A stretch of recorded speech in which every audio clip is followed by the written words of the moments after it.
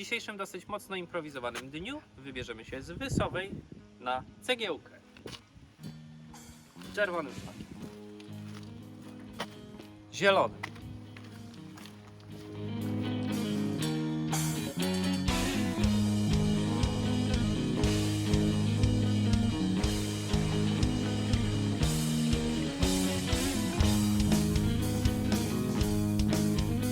Pierwsze kilkadziesiąt metrów było drogą asfaltową, natomiast wchodzimy teraz na drogę gruntową, kamienistą.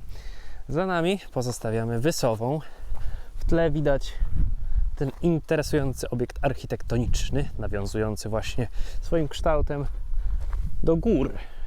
On jest jakby taką górą murowaną. Jest to hotel, sanatorium i tak dalej. Zbocza gór powoli zaczynają przybierać różne kolory. Mamy połowę września, więc powoli nadciąga jesień. Ludzi nie ma. Zresztą w Beskidzie to zwykle nie ma zbyt dużo ludzi. Ale teraz jest wyjątkowo pusto. Bardzo fajnie.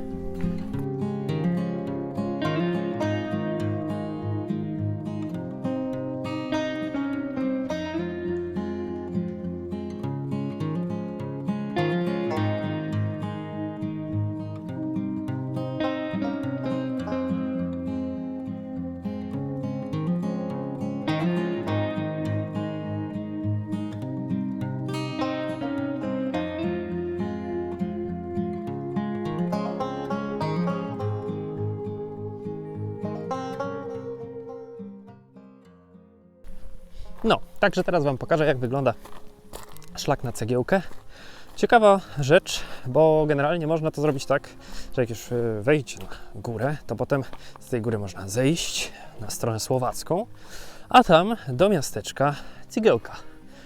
Tam z kolei można złapać autobus, którym można pojechać z kolei dalej do Bardejowa. Jeżeli chodzi o Bardejów, to możecie obejrzeć odcinek, u mnie jest na kanale, i zrobić sobie taką ciekawszą wycieczkę z dodatkową atrakcją za granicą. I teraz tak, na górę można iść tamtędy, a wcześniej można odbić do kaplicy na Górze Jawor.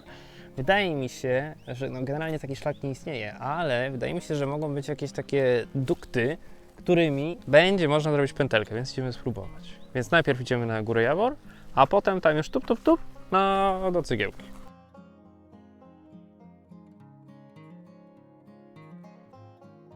Szlak bynajmniej nie jest dziki, jest tutaj całkiem nieźle rozwinięta infrastruktura. Są ławeczki, kosze na śmieci, proszę bardzo. Elegancja Francja. W ostatnim fragmencie mamy znowu asfalt. Dziwne to. No ale idzie się komfortowo. Ale nie każdy lubi.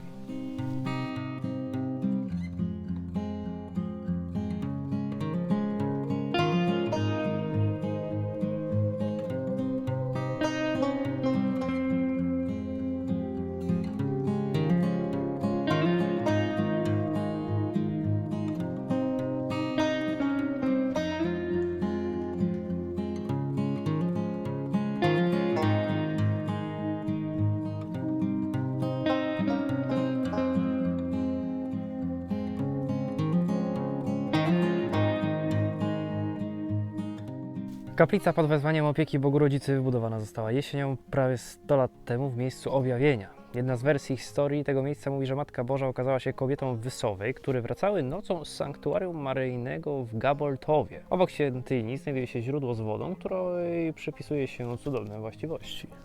Nie wiem, czy to ta studnia? Może być.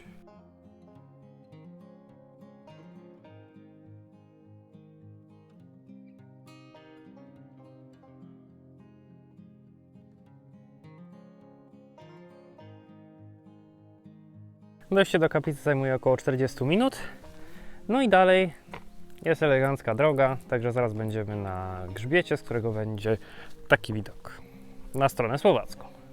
Jeżeli podoba Wam się ten film oraz jest w jakimś stopniu przydatny z perspektywy przecierania szlaków, będzie mi niezmiernie miło, jak zasubskrybujecie mój kanał i obejrzycie również inne filmy. Będzie to nieoceniona pomoc w dalszym rozwoju Voyagera.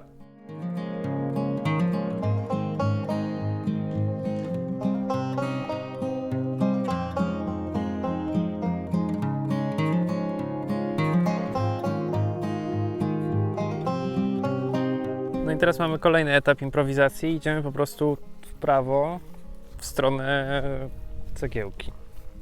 Dosłownie po kilku krokach doszliśmy do czerwonego szlaku. A tam w dole wspomniana wcześniej wieś. Zrobimy zbliżenie. Ale tam dzisiaj nie idziemy. Tu jest coś trochę wydeptane, ale ja wiem. W krzaki, tak?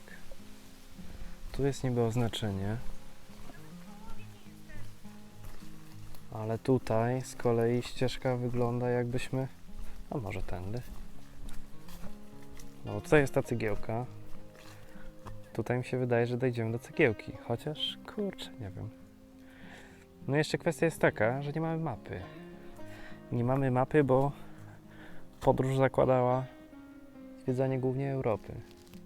A Beskid jest taką wisienką na torcie. Ten film oczywiście znajduje się na playliście poświęconej Beskidowi Niskiemu, ale jest też częścią serii Eurotrip, gdzie w poprzednich odcinkach odwiedziliśmy słoneczne zakątki Europy, kończąc podróż właśnie w tej wspaniałej zielonej krainie. Idziemy dalej. Zobaczymy. Jeżeli ja się nie mylę, to tutaj jest Lackowa, a tutaj jest Busow. Busow jest najwyższym szczytem po stronie słowackiej, a Laczkowa jest naszym najwyższym szczytem.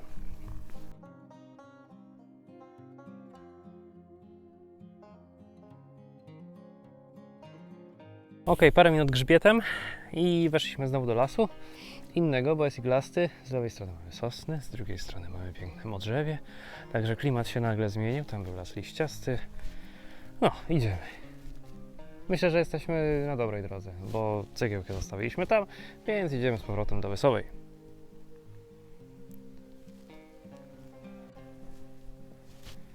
Po drodze jest też altanka dla strudzonych wędrowców i dalej mamy drogowskaz. No i tak to mniej więcej się prezentuje. Opcje trasy, jak już dojdziemy na górę. A tak nie róbcie, nie wolno. I brzydko wygląda, i szkodzi, i w ogóle źle.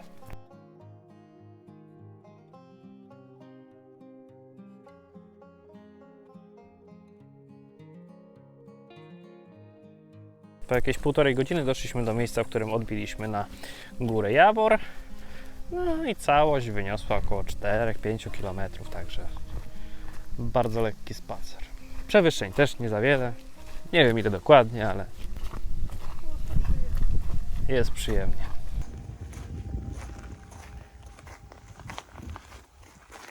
Kontynuując eksplorację regietowskiej karty dań. Dzisiaj mamy nie placek regietowski, ale placek z gulaszem z baraniny, z sosem czosnkowym i ogóreczkiem kiszonym. Jaki chrupiący. Sosik delikatnie grzybowy i baraninka. A dziwne, że nie jest polony śmietaną, tylko z sosem czosnkowym. Spróbujmy.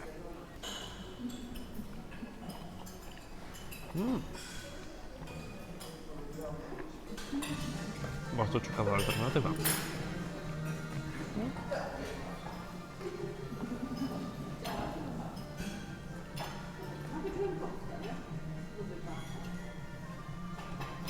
No i teraz jest taka sytuacja, jak mamy piękny dzień jak dzisiaj, a nie chce nam się chodzić albo jeździć rowerem, to możemy udać się do Klimkówki. Tutaj możemy z kolei wypożyczyć sobie rowery wodne, kajaki i tak dalej. No i idziemy zobaczyć, co tu oferują. Tak poza tym. Chociaż przypuszczam, że poza tym to nic. Okej, z racji tego, że jest połowa września, wszystko jest zamknięte, nie ma ani kajaków, ani rowerów wodnych, ani ludzi, a i bar też jest zamknięty. Jest jeszcze druga wypożyczalnia, stanica wodna czy coś takiego w górę, w stronę Tamy. Zobaczymy, może tam.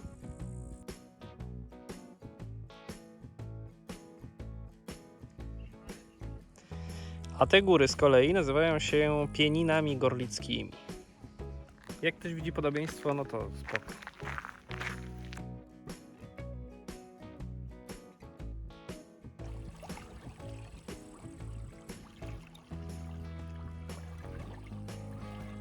Wzdłuż Klinkówki mamy taki właśnie bulwar. Całkiem nowy. Można spacerować. W sezonie można tutaj też biwakować. Tyle czasu trwały poszukiwania czynnych rowerków, że w międzyczasie zdążyło nam się odwiedzić. W każdym razie jest taka opcja wypożyczenia rowerów wodnych w cenie 30 zł od osoby. Po sezonie cena się nie zmienia. Natomiast zmienia się obłożenie, gdyż nikt tutaj nie pływa na tych rowerkach i prawie nikogo tutaj nie ma. Nawet gościa z obsługi prawie też nie ma. Ale da się. Jak się chce, to się da. Można. Ale nie trzeba. No i są też kajaki za 2 dyszki, jeżeli ktoś woli kajaki.